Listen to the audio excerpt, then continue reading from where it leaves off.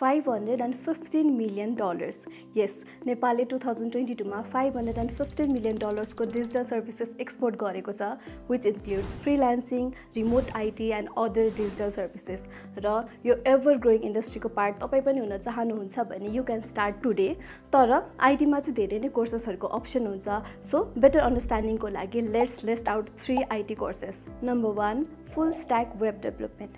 Application र वेबसाइटलाई स्क्रैचबाट build गर्नुस्. यसमा तपाईले रिएक्ट, नोड, डिजाइनको र डेटाबेस टुल्सको हेल्पले फुल्ली फंक्शनल प्रोजेक्टहरु क्रिएट गर्नुपर्ने हुन्छ. Number 2, UI UX designing. Applications र वेबसाइटलाई तपाईले भिजुअली अपीलिङ र युजर फ्रेन्डली बनाउनु पर्ने हुन्छ. वायर फ्रेमिङ, प्रोटोटाइपिङ, युजेबिलिटी टेस्टिङ र डिजाइन टुल्स जस्तै फिग्मा युज गरेर इन्टुइटिभ डिजिटल प्रोडक्ट्स रेडी बनाउनु पर्ने हुन्छ. Number 3, data analytics.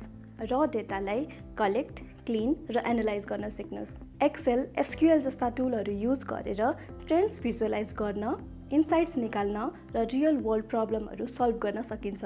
But remember, skills acquire गर्नु मात्रै ठूलो कुरा चाहिँ होइन. कम्युनिकेसन स्किल्स, पोर्टफोलियो बिल्डिङ र नेटवर्किङलाई सँगै ब्लेन्ड गर्दा मात्रै you can achieve the success you want. हजुरलाई अरु पनि यस्तै टन्नै आईटी कोर्सेसहरु एक्सप्लोर गर्न मन छ भने चाहिँ you can always visit our website techaccess.com.np. Tech Access. Learn first to lead the rest.